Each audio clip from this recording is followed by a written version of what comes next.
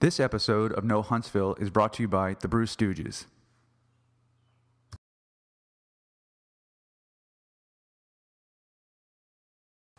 This is Tom. And I'm Joe. And this is No Huntsville. We have a new segment to our show tonight. It's going to be great. It is the craft beer ongoing segment that we're going to do with our resident beer guy, Henry Hiller. Heyo. It's going to be a ongoing segment where we get him in here and we just talk about craft beer. We talk about the breweries. We talk about events going on around craft beer. It's going to be great. So let's jump into it. Henry, give us a little background of yourself so you can tell us why you're here and why you're talking to us about craft brew. Right. So, man, what got me into craft beer? Actually, when I got out of the military, I moved here to Huntsville. Yep. And my brother-in-law was a craft beer guy, and he told me to try this.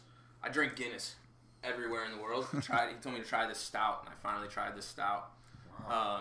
And it was straight to ales, Lily Flag. I really enjoyed it. Right, sure. So then it brought me into this craft beer scene, and actually the construction site I was working at, where Chandler, Chandler Hayes. Yeah. I worked with him over at Lincoln Mill, and that's where Straight to Ale started. Okay. So then I started volunteering. One thing led to another. About a year later, I was brewing for him. Nice. Which was, crazy awesome. What an opportunity, by the way, to have a brand new brewery in town that's kind of just getting off the beginning, and you were kind of there for it. Yeah, so it was great. I didn't know that's how you started. Yeah. I literally, the first day, I was like, I'll sweep. And they were like, okay. And then, so a year later, I started brewing. So, kind of got in the, obviously, I dove headlong into the craft beer industry then. Sure. And really started talking to some people here in town that were beer experts. And then, one thing led to another. I'm at different beer events all over the town talking about some beers and stuff like that. So, and now, how I got here, I happen to be friends with you, Tom, so which is pretty sweet. Well, outside of that, too, I mean, you are really involved in the craft brew scene here in town, so you're a wealth of information to talk to about. You know all the people, you know the breweries, you go to the events, so it's fun. It's great to have you here, and it's good to pick your brain about what's going on. This show is huge about promoting not only local businesses, but specifically local breweries, so you're kind of a great fit for it. We want to keep on having you come on here and talk to us about the events. So let's talk about, let's go to the staple. Of course, we're going to talk about Straight to Ale because that's where you're from, but let's talk about the beer that we're drinking here today specifically. Right on. So we got our Monkey Naut, right? Yeah, yes, all right. Absolutely. So Straight to Ale's Monkey Naut, cheers. All right. Yeah, absolutely, cheers. So this one is, it's an American IPA. Sure. Right, so you got a great hop profile. This one's an all-centennial brew. Okay. And you've got this over-the-top citrus flavors to it, but this malt flavor, which is kind of that sweetness that you get at the back end, right? Right. It's that malt flavor that kind of mellows very well with the Monkey Naut. So a little history behind it, obviously. You're in the Rocket City. Sure. We sent up a couple of monkeys in space, right? Miss Baker, who was the first one. So you're talking about the first monkey astronaut put into space? No. It is not a monkey astronaut. It is a monkey not. First one. Right. So all right. So like the first. I said, she resides right up the road at She's space. buried up there. Yeah. Wow. Absolutely. And what's crazy? So Wednesday is her birthday. So it's Monkey Naut Monkey Day. Naut Day. All right. Right. No, go straight to Ale. Yeah. So, okay. Thanks, Ms. Monkey. Yeah. Thanks, Miss Baker. Her name is Miss Baker. Yeah. Be respectful. Yeah. So the scene. Let's talk about the scene in Huntsville. Yeah. So we got, like I said, in the last couple of years, the craft brew scene has blown up here. I mean, just short time ago, we didn't have any breweries. Now we got a ton of them. So right. So 5 years ago, we had one. We had Old Town Brewery. Old Town Brewery, right. They have since left. They went out of business and whatnot. And now there are plenty of them that took up the space. I mean, obviously, so you've got 3 of them right behind us. You've got Straight to Ale, you got Brew Stooges, you got Yellowhammer. Right, you got Salty Nut right up the road from here, Rocket Republic, as well as Blue Pants, and then you've got Old Blackberry. These are just Madison County breweries, right? And then you've got a plethora even going down south from here. And then you've got some great brew pubs. Okay. So a brew pub is like the breweries you can go and drink, but we can't provide you food. Whereas a brew pub, you can go and have a great meal. You can have some variety of beer, and you've got places like Below the Radar now. Right. You got Huntsville Brewery. Yeah. Down at the old 801 Franklin. Yeah, sure. Yeah, they're right up there. So it's crazy to see what's happening here in Huntsville with the beer scene. Oh, it's a good thing, right? I mean, yeah. Come on. Yeah, exactly. It can't be bad, right? Right, and then we've seen some of the laws change here recently too, right? So, Right. So the first one that initially let us go is the gourmet beer law that allowed the ABV, which is our alcohol per volume, in our beer go up from, I think before it was right around 6%. Now it's at like 13.9%. Right. Wow. Right. Yeah, that's a big deal. It's way up there. But what that does is it expands the array of beers that some of the breweries can now experiment with. Yeah, right? exactly right. And then we had the gourmet beer bottle law, which was when we started getting bombers, which are like the 22-ounce bottles. The ones you guys got one from Yellowhammer when you had the previous cast. Right. Those are those bigger, taller bottles. And when that one passed, that even allowed breweries from outside the state to start sending in beers into Huntsville. So, So all the beer nerds, that was what was great. When that happened, all the beer nerds got excited because you were able to get some beers that you could not find in the state.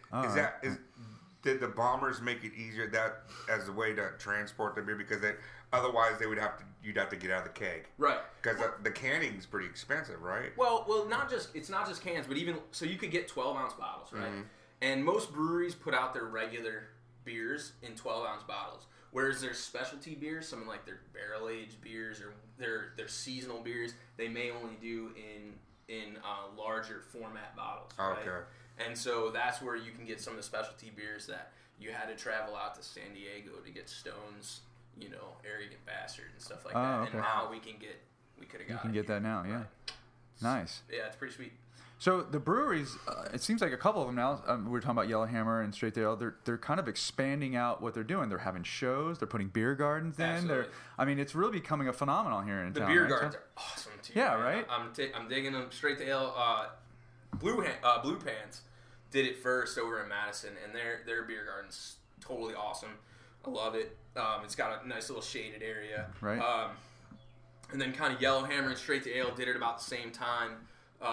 Yellowhammers have this great landscape, some bocce ball. They're putting some bands. And they're putting the shows out the back, and right. it's really nice over there, right? Yeah. And then Straight to Ale, now they put a disc golf cage or whatever, the basket in there. Yeah, so there you go, basket. Yeah. And so I mean it's Brew Stooges opened theirs up too. That's right. So the Brew Stooges just and I talked to Chris today about it, and he said that they're thinking about, they usually open up that back door so everybody, and then they're thinking about putting one in the backyard too. Chris is solid, dude. So and a great brewer.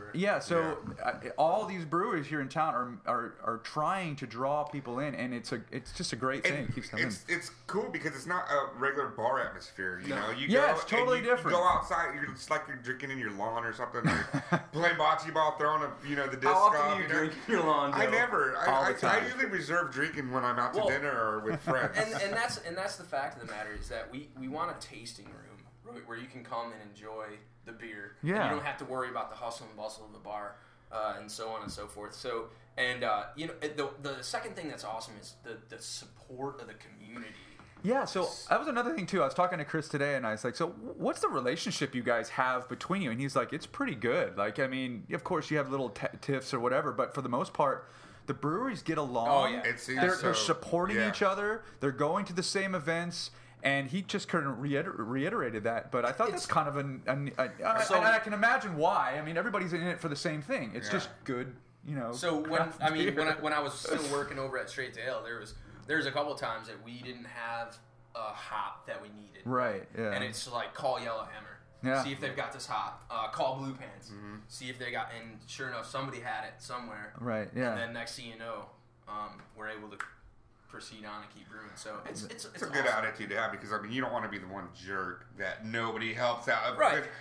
Inevitably, you're gonna need something sometime, Yeah, sure. Yeah, it's always a blast. And then you go out in town and you get these people that truly enjoy beer like you do. I mean, we're literally in it for the beer. We don't get paid high amounts of money and stuff like that in the brewing industry. So it's just like, you get out in town and you're like, I love this beer. It's awesome. Right. And it's really cool. They requested it. Like, I have to have this beer at my wedding. Yeah, and the funny thing is like, Right. you know, That's awesome. the only beer I drink now is local beer. It's Seriously. I think I've made the turn. I don't know when I made it, but I mean, only beer that I get now is just local beer because, first of all, you know, you kind of want to support everybody, but Right. it's just solid beer. It's good beer. Yeah. And then you can go out to the tap rooms and actually, you know, drink it there when you know it's going to be really good because Right. it just got brewed there. So And when you become more of a craft beer nerd like I am, I Sure. mean, wherever you go, if I'm in St. Louis, I'm like, hey, I want the local. Right. And you go to Philadelphia, Yeah. I want the local, and it's kind of just becomes a thing. one of those things. Yeah. Yeah, because you want to try what that town has to offer.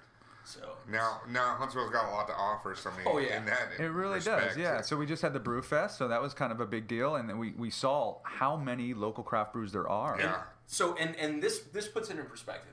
So there was like 300 breweries, right? Yeah. You looked if you were at the beer fest and you looked around, you literally could tell by the lines which craft beer was local.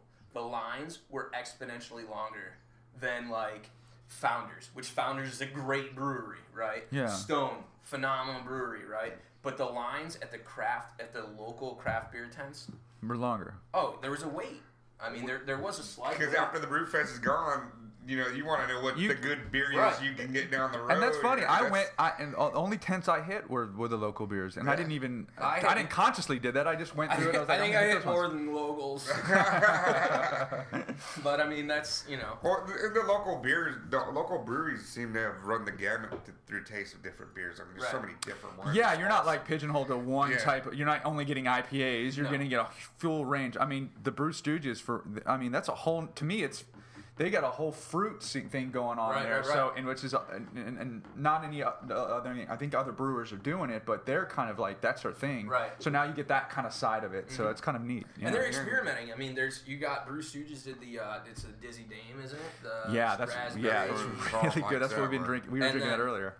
And then I think Blue Pants did a peach IPA that I tried 2 days ago. That was a solid beer. Yeah. Sounds pretty It good. was different. I was like, but you get that peach flavor, but then that hop profile came. With the through. IPA came. Yeah. It's pretty good. Yeah, that sounds Nice. good, man. Yeah. So ice cold summer day, peach. Right. keep it southern. Hey, didn't I see something about Straight to Ale doing something with peach here soon? Right? Did I see that post? I saw something I saw as well. post. They had a big peach on there, and it said. Oh, so that was us. Straight Tail is about to be moving into Georgia. Oh, okay. See, I didn't get that. I just saw a big peach there. I was All right. thinking new flavor. That's what I thought too. But so that's not it. They're just moving. Yeah, we're finally moving into the Atlanta area. It's been a long time. Oh, waiting. okay. And what's cool? So I actually full circle. Like you talk about local craft brewers working together. We ordered some tanks from Atlanta. Sweetwater. Thank you. It slipped me. I kept thinking Terrapin. I knew it was wrong. Yeah, we ordered huge tanks from Sweetwater, and that gave us the capacity to go back into Atlanta. So it's cool. It kind of came full circle. It's cool. awesome. Yeah, Nice. it's good stuff. All right, so that'll wrap it up for this episode. I'm excited about continuing on Absolutely. this kind of segment here. We can continue to talk about local craft brews. Today was Monkey Naut we kind of specialized in. I hope next time you bring a different beer from a different brewery. We can talk about it, talk it up, and really it's just to get more people involved in local craft brew, get them out to the breweries that are doing really cool things. So watch this space for more episodes about local craft beer with Henry Hiller and No Huntsville.